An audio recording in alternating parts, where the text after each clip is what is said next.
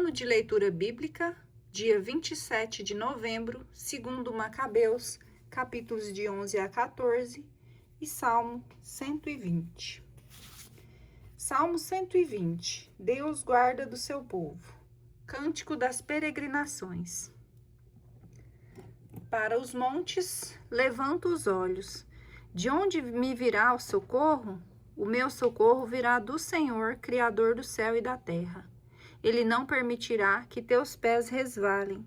Não dormirá aquele que te guarda. Não há de dormir nem adormecer o guarda de Israel. O Senhor é teu guarda. O Senhor é teu abrigo, sempre ao teu lado. De dia o sol não te fará mal, nem a lua durante a noite. O Senhor te resguardará de todo mal. Ele velará sobre a tua alma. O Senhor guardará os teus passos, agora e para todo sempre. Segundo Macabeus, capítulo 11. Judas vence Lisias.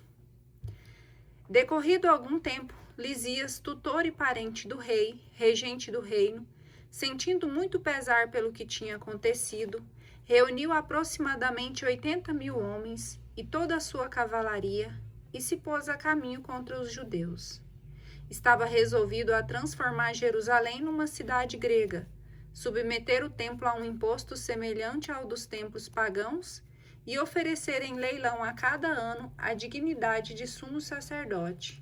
Sem refletir no poder de Deus, ensoberbecia-se com a multidão de sua infantaria, seus milhares de cavaleiros e 80 elefantes.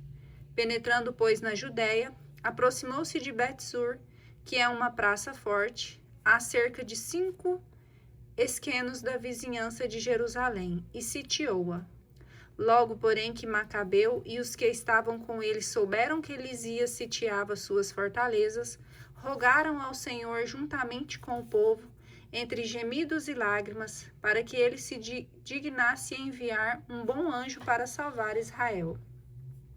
O próprio Macabeu foi o primeiro a pegar em armas, encorajando os demais a se exporem ao perigo com ele, para socorrer seus irmãos. Atacaram todos com ânimo resoluto.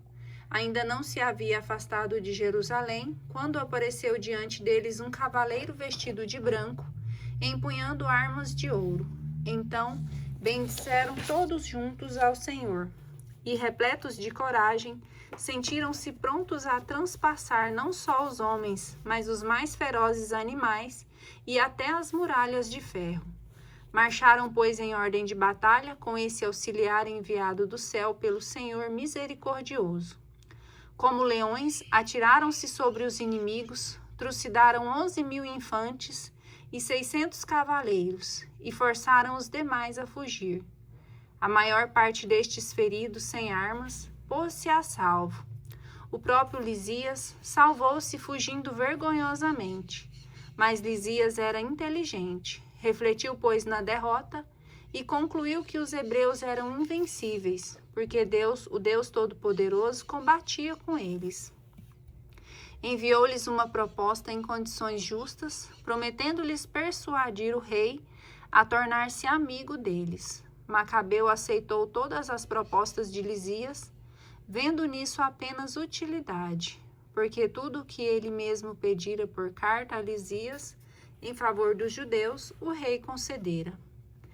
Eis em que termos Lisias escreveu aos judeus. Lisias ao povo judeu, saudações. João e Absalão, vossos mensageiros, entregaram-me vossas propostas e rogaram-me que as cumprisses. Expus, portanto, ao rei tudo o que devia comunicar-lhe, e ele anuiu a tudo o que era possível. Se vós, pois, permanecerdes nessas boas disposições para com o Estado, continuarei doravante a obter-vos favores. Eu incumbi vossos mensageiros, e os meus tratarem convosco as cláusulas das propostas e os pormenores. Passai bem. Ano 148, aos 24 do mês de Dióscoro. Era este o conteúdo da carta do rei. O rei Antíoco a seu irmão Lisias, saudações. Tendo partido nosso pai para junto dos deuses, desejamos que os povos que pertencem ao reino possam dedicar-se tranquilamente aos seus negócios. Soubemos, no entanto, que os judeus resistem em adotar os costumes helênicos, conforme a decisão de nosso pai, mas preferem conservar suas tradições e pedem que lhes deixemos seus costumes. Querendo, pois, que esse povo viva igualmente em paz, decretamos que o templo lhes seja restituído e que possam viver segundo as leis de seus antepassados. Farás bem em lhe mandar mensageiros para concluir a paz com eles, de modo que, conhecendo nossas intenções, fiquem tranquilos e voltem sem receio a seus afazeres. Eis a carta do rei ao povo judeu. O rei Antíoco ao conselho dos anciãos e aos demais judeus, saudações. Fazemos voto de que estejais passando bem. Também nós estamos com boa saúde. Contou-nos Menelau que desejais retornar aos vossos negócios. A todos os que vierem para o meio deles até o dia 30 do mês de Xântico, eu estenderei a mão. Permito também aos judeus que usem seus próprios alimentos e sigam seus costumes como outrora. Nenhum deles será molestado por transgressões passadas. Incumbi Menelau de ir tranquilizar-vos. Passai bem. Ano 148, no dia 15 do mês de Xântico. Do mesmo modo, os romanos enviaram aos judeus uma carta nestes termos. Quinto Mêmio e Tito Mânio, legados romanos ao povo judeu, saudações. Damos nosso assentimento a tudo o que Elisias perante o rei, parente do rei, vos outorgou. Quanto ao que ele julgou necessário submeter ao rei, enviai-nos alguém sem demora, a fim de que, após um exame, possamos falar-lhe de modo mais vantajoso para vós, porque vamos para Antioquia. Apressai-vos, pois, em nos enviar mensageiros para que saibamos bem quais são os vossos desejos. Passai bem. Ano 148, no dia 15 do mês de Xântico. Segundo Macabeus, capítulo 12. Castigo dos vizinhos hostis. Concluídos esses tratados, voltou Lisias para junto do rei, e os judeus voltaram aos trabalhos nos campos. No entanto, chefes militares locais como Timóteo e Apolônio, filho de Geneu, bem como Jerônimo e Demofonte, e além destes, o cipriarca Nicanor, não lhes davam trégua, nem os deixavam viver em paz. Por outro lado, os habitantes de Jope praticaram a seguinte infâmia: convidaram os judeus que habitavam entre eles a subirem com suas mulheres e filhos para as barcas que eles haviam preparado. Não dava a entender qualquer má intenção escondida, mas pareciam proceder seguindo uma decisão votada pela cidade. Os judeus pacíficos, sem suspeitarem, anuíram, mas quando chegaram ao alto mar, foram afogados em número de 200, pelo menos. Mal soube Judas do crime praticado contra a gente de sua nação, convocou seus homens. Depois de ter invocado a Deus, justo juiz, foi contra os carrascos de seus irmãos e de noite ateou fogo ao porto, incendiou as embarcações e passou a fio de espada os que ali se haviam refugiado. Como a cidade mesma estivesse fechada, afastou-se, mas com a intenção de voltar e exterminar todos os habitantes de Jope. Por outro lado, informado de que os habitantes de Jâmnia queriam tratar do mesmo modo os judeus que viviam com eles, atacou-os naquela mesma noite e incendiou o porto e a esquadra de Jerusalém, que dista 240 estádios. Podia-se observar o clarão do fogo. Percorridos já 9 estádios, no seu avanço contra Timóteo, lançaram-se sobre eles os árabes em número de pelo menos 5.000 a pé e 500 a cavalo. Travou-se um combate violento, mas com a ajuda de Deus, os soldados de Judas venceram-nos. Vencidos, os árabes lhes pediram paz, prometiam dar gado aos judeus e os auxiliariam de outras maneiras, crendo que, na verdade, eles lhe poderiam ser úteis. Judas aceitou a paz com eles e, concluída esta, regressaram às suas tendas. Em seguida, atacou Judas uma cidade forte chamada Caspim, cercada de muralhas, habitada por uma mistura de povos. Confiados na firmeza de seus muros e na abundância de suas provisões, os sitiados mostraram-se excessivamente grosseiros contra as tropas de Judas, lançando-lhes injúrias, blasfêmias e palavras ímpias. Judas, juntamente com os seus, invocaram o grande Senhor do mundo que, no tempo de Josué, derribou os muros de Jericó sem arietes, nem máquinas de guerra. Depois investiram furiosamente contra a muralha. Uma vez senhores da cidade pela vontade de Deus, praticaram uma horrorosa carnificina, a ponto de um tanque vizinho com a largura de 2 estádios parecer cheio de sangue, que ali se derramou. Dali, após uma marcha de 750 estádios, chegaram a Caraca, onde habitavam os judeus chamados tubianos. Não encontraram ali, todavia, Timóteo. Ele tinha se retirado sem ter conseguido nada, mas deixaram posto uma guarnição muito forte. Dositeu e Sosípatro, que comandavam as tropas de Macabeu, foram atacar este posto fortificado e mataram todos os homens que Timóteo ali havia colocado, isto é, mais de 10.000. Macabeu dividiu então seu exército e confiou a cada um deles uma parte. Em seguida foi contra Timóteo, acompanhado de 120.000 infantes e 2.500 cavaleiros. Logo que teve conhecimento da chegada de Judas, Timóteo conduziu as mulheres, as crianças e as bagagens para o lugar chamado Carnion, porque era um lugar tornado inexpurgável pelos desfiladeiros e de acesso muito difícil. Quando apareceu o primeiro exército de Judas, o terror apoderou-se logo dos inimigos, porque aquele que vê todas as coisas manifestou-se a seus olhos. Puseram-se imediatamente em fuga desordenada, ferindo-se constantemente uns aos outros e transpassando-se com suas próprias espadas. Judas perseguiu encarniçadamente esses malfeitores, matando e massacrando até 30.000 homens. O próprio Timóteo caiu nas mãos dos soldados de Dositeu e de Sosípatro, aos quais pediu com grandes instâncias deixá-lo partir são e salvo, porque tinha em seu poder os pais e mesmo os irmãos da maior parte deles que poderiam ser maltratados. Dava-lhe numerosas garantias e prometia libertar seus prisioneiros, sem fazer-lhes mal, e com isso soltaram-no para salvar seus irmãos. Em seguida, Judas atacou Carnion e o templo de Artagates e massacrou 25.000 homens.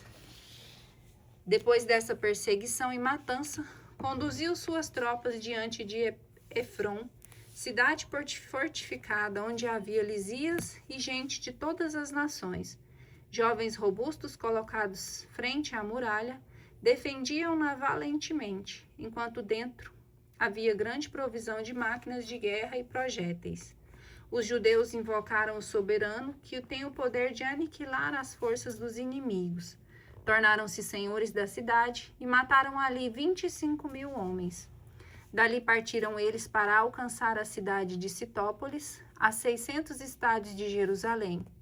Todavia, os judeus que habitavam ali atestaram que os citopolitanos haviam usado de benevolência para com eles e os haviam tratado com deferência no tempo da perseguição. Judas e os seus agradeceram, pois, a estes e o exortavam a perseverar nessas disposições para com os de sua raça. Em seguida, entraram em Jerusalém, porque a festa das semanas se aproximava. Passada a festa de Pentecostes, foram contra Gorgias, chefe militar da Idumeia. Este saiu-lhe ao encontro com 3.000 infantes e 400 cavaleiros. Travou-se uma batalha na qual pereceram alguns judeus. Dositeu, um dos cavaleiros de Baquenor, muito corajoso, apoderou-se de Gorgias e, retendo-o pela clâmide, arrastava-o à força a fim de capturar vivo o maldito, quando se precipitou sobre ele um cavaleiro da Trácia, que lhe decepou um ombro, e Gorgias fugiu para Marisa.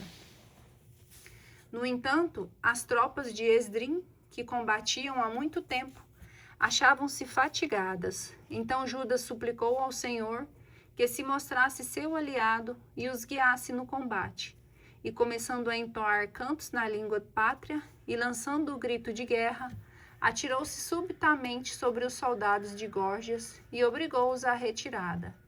Depois disso, reunindo seu exército, Judas alcançou a cidade de Odolã e, chegando o 7º dia da semana, purificaram-se segundo o costume e celebraram ali o sábado. No dia seguinte, Judas e seus companheiros foram tirar os corpos dos mortos, como era necessário para depô-los na sepultura ao lado de seus pais. Ora, sob a túnica de cada um, encontraram objetos consagrados aos ídolos de Jâmnia, proibidos aos judeus pela lei. Todos, pois, reconheceram que fora esta a causa de sua morte. Bendiceram, pois, a mão do justo juiz, o Senhor, que faz aparecer as coisas ocultas, e puseram-se em oração para implorar-lhe o perdão completo do pecado cometido.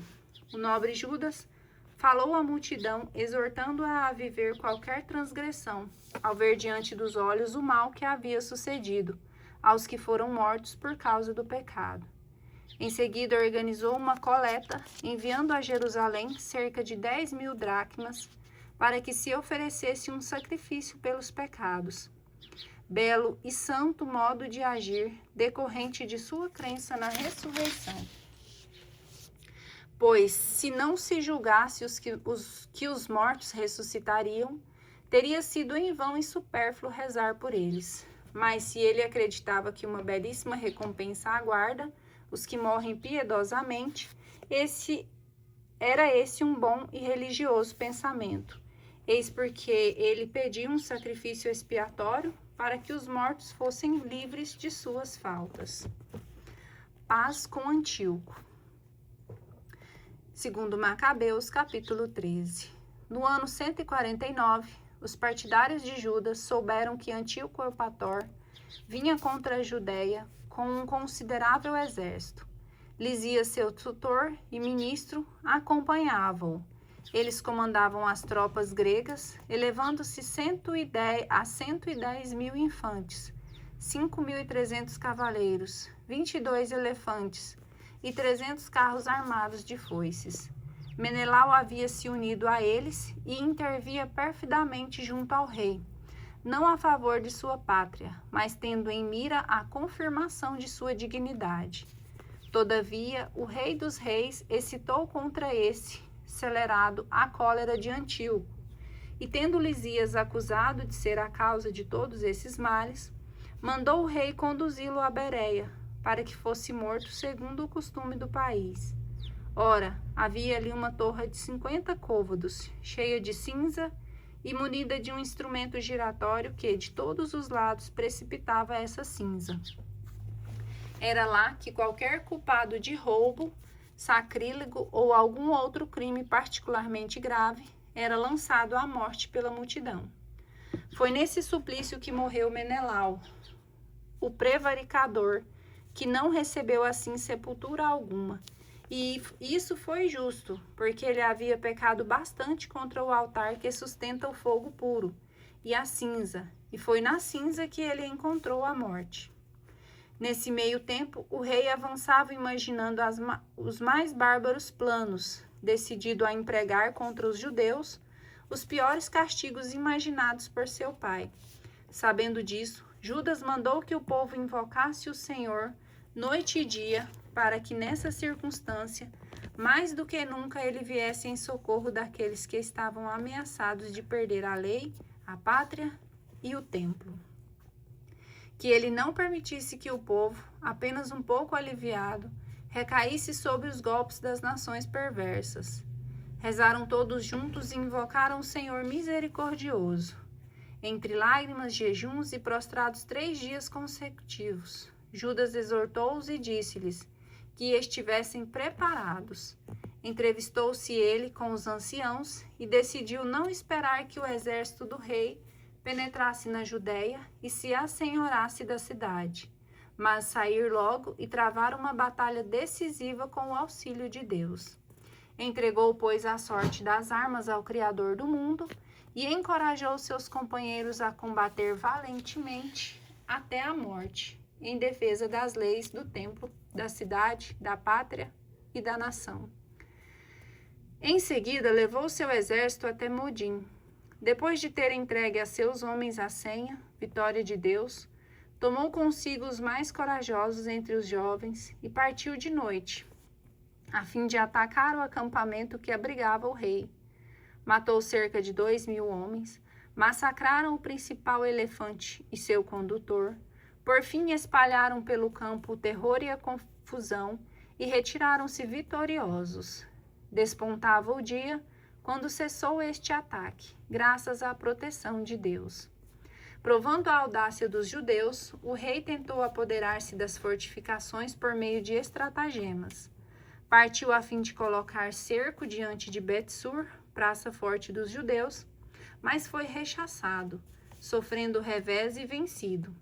Enquanto Judas reabastecia os sitiados, Ródoco, combatente do exército dos judeus, revelou os segredos dos seus inimigos, mas após inquérito foi detido e executado. Pela segunda vez, o rei parlamentou com os habitantes de Bet-sur, apresentou-lhe a mão, recebeu deles partir para atacar o exército de Judas e foi vencido. Soube então que Filipe, a quem tinha deixado em Antioquia para a direção dos negócios, se revoltara e ficou muito consternado. Fez proposta aos judeus, aceitou as condições deles e jurou tudo o que lhe pareceu justo. Reconciliados, ofereceu um sacrifício, presenteou o templo e mostrou-se benévolo para com a cidade. Acolheu com agrado Macabeu e deixou como governador na região hegemônida, desde Ptolomaida até a terra dos Gerrênios. Dirigiu-se a Ptolomaida porque os habitantes estavam descontentes com esse tratado, e indignados com os decretos promulgados, Lisias subiu à tribuna, defendeu-o como pôde, persuadiu e apaziguou o povo, levando-o a benévolos sentimentos, e voltou depois a Antioquia. Assim decorreram a ofensiva e a retirada do rei. Segundo Macabeus, capítulo 14. Vitória sobre Nicanor. 3 anos mais tarde, Judas e seus companheiros souberam que Demétrio, filho de Seleuco, tinha chegado pelo porto de Trípolis, com um poderoso exército e uma grande esquadra. Soube também que o país caíra em suas mãos e que havia causado a perda de Antíoco e de seu tutor Lisias. Ora, certo Alcimo, outrora sumo sacerdote, mas voluntariamente comprometido por ocasião da introdução dos costumes pagãos, vendo que de nenhum lado lhe restava a esperança de salvação, nem possibilidade de achegar-se ainda ao altar, veio ter com o rei Demétrio. Isto foi pelo ano de 151. Ofereceu-lhe uma coroa de ouro, uma palma e, além disso, alguns ramos de oliveira, dos que se oferecem no templo. Naquele dia, contudo, não disse nada. Encontrou, porém, ocasião oportuna para executar sua maldade, quando foi chamado ao conselho por Demétrio e interrogado sobre suas disposições e os intentos dos judeus. Respondeu ele: aqueles judeus que se chamam assideus, em cuja frente se encontram Judas Macabeu, fomentam a guerra e as sedições e impedem que o reino goze de paz.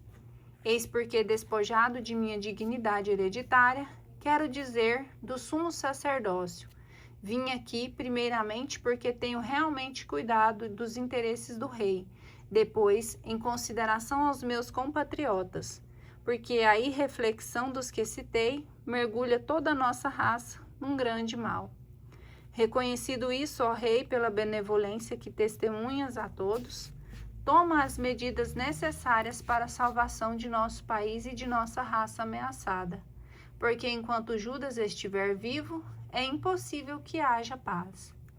Mal acabara ele de falar, os demais amigos do rei, hostis à causa de Judas, puseram-se a incitar Demétrio. Este designou imediatamente Nicanor, ex-comandante do corpo de elefantes, e promoveu-o a general da Judéia, ordenando-lhe que partisse a fim de matar Judas, dispersar suas tropas e restabelecer Alcimo como sacerdote do grande templo. Aqueles que na Judéia tinham fugido de Judas colocaram-se ao lado dos gentios sobre a chefia de Nicanor, como se os infortúnios e males dos judeus lhes devessem redundar em outros tantos êxitos. Os judeus, ao ouvirem falarem da expedição de Nicanor e do ataque dos gentios, cobriram a cabeça de pó e imploraram àquele que estabelecera seu povo para sempre e que continuamente, de modo visível, defendia sua herança. Por ordem do chefe, partiu logo o exército e encontrou o inimigo perto da aldeia de Dessau. Embora Simão, irmão de Judas, estivesse em presença de Nicanor, adiou o ataque em vista do súbito terror produzido aos seus pelo inimigo. De seu lado, Nicanor, conhecendo a coragem dos homens de Judas e a grandeza de ânimo com que eles se atiravam ao combate pela pátria, temeu expor-se a uma decisão pelo sangue. Enviou, pois, Psidônio, Teodoto e Matatias para oferecer a mão aos judeus e receber a deles. As propostas de paz foram por muito tempo examinadas. Cada chefe comunicou às suas tropas e foram aceitas unanimemente. Foi fixado um dia para uma conferência dos chefes sobre esse assunto. De um lado e de outro, avançou um carro e colocaram cadeiras de honra. Judas postou homens armados em lugares estratégicos, prontos para qualquer eventualidade. Se os adversários viessem trair, a conferência dos chefes foi satisfatória. Nicanor passou a residir em Jerusalém, sem fazer ali mal algum. Despediu até mesmo a multidão das tropas que ele havia trazido consigo. Estava constantemente em companhia de Judas, sentindo amizade para com ele. Instou-o para que ele se casasse e que tivesse filhos. Judas casou-se, gozou-se de tranquilidade e desfrutou a vida. Verificando ao cimo os sentimentos recíprocos de ambos os chefes, investigou as cláusulas do tratado e dirigiu-se a Demétrio, acusando Nicanor de conjurar contra o Estado, porque havia designado para seu lugar tenente Judas, o próprio inimigo do reino. Exasperado e excitado pelas calúnias desse bandido, escreveu o rei Nicanor dizendo-lhe que estava descontente com os trabalhos realizados e ordenava-lhe que ele enviasse preso Macabeu, o mais depressa possível para Antioquia. Ao receber a carta, Nicanor ficou consternado e triste por ter de romper seus contratos, sem que Judas tivesse agido mal. Mas como ele não podia contrariar as ordens do rei, procurava uma ocasião para executar esta ordem por algum ardil. Reparando Macabeu que Nicanor se mostrava mais rude para com sua pessoa e com uma atitude mais indiferente, achou que esse procedimento nada indicava de bom. Reunindo, pois, um grupo dos seus partidários, ocultou-se de Nicanor. Quando o outro reconheceu o que havia sido logrado, dirigiu-se ao grande e sublime templo, no momento em que os sacerdotes ofereciam sacrifícios, e deu-lhes ordem de entregarem esse homem. Os sacerdotes, porém, juraram-lhe que não sabiam onde se achava o que ele procurava. Então, estendendo a mão para o templo, jurou: se não me entregardes Judas preso, arrasarei até o solo desse santuário de Deus. Derribarei o altar e no mesmo lugar edificarei um magnífico templo a Dionísio. Dita essas palavras, ele se retirou. Os sacerdotes então ergueram suas mãos para o céu e invocaram aquele que sempre pelejou pelo nosso povo. Senhor do universo, exclamaram eles, vós que bastais a vós mesmo, quisestes possuir entre nós um templo por habitação. Ó fonte santa de toda a santidade, conservai, pois, sempre livre de toda profanação esta casa, que há pouco foi purificada. Aconteceu também que Razias, um dos anciãos de Jerusalém, foi denunciado a Nicanor. Era um homem dedicado aos seus concidadãos,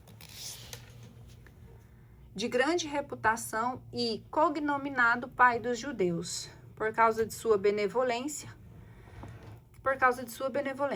Anteriormente, por ocasião da resistência ao paganismo, havia sido acusado de judaísmo e pelo judaísmo ele havia se exposto de corpo e alma com extremo zelo.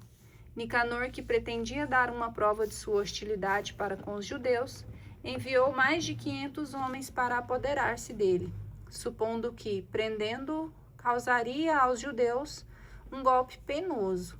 Como essa tropa foi apoderar-se da torre e forçar a entrada de uma vez que havia sido dada a ordem de atear fogo e incendiar as portas.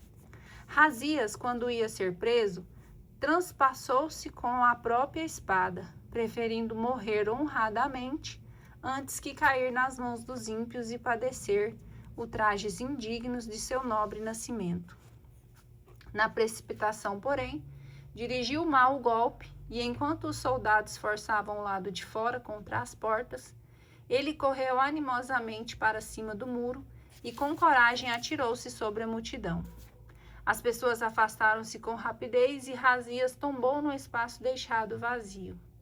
Todavia, ainda respirando cheio de ardor, ergueu-se e, embora o sangue lhe jorrasse como uma fonte de suas horríveis feridas, atravessou a multidão numa carreira. Em seguida, de pé sobre uma rocha escarpada e já inteiramente exangue, arrancou com as próprias mãos as entranhas que saía e lançou-as sobre o inimigo. Foi assim seu fim, pedindo ao Senhor da vida e do Espírito que los restituísse um dia.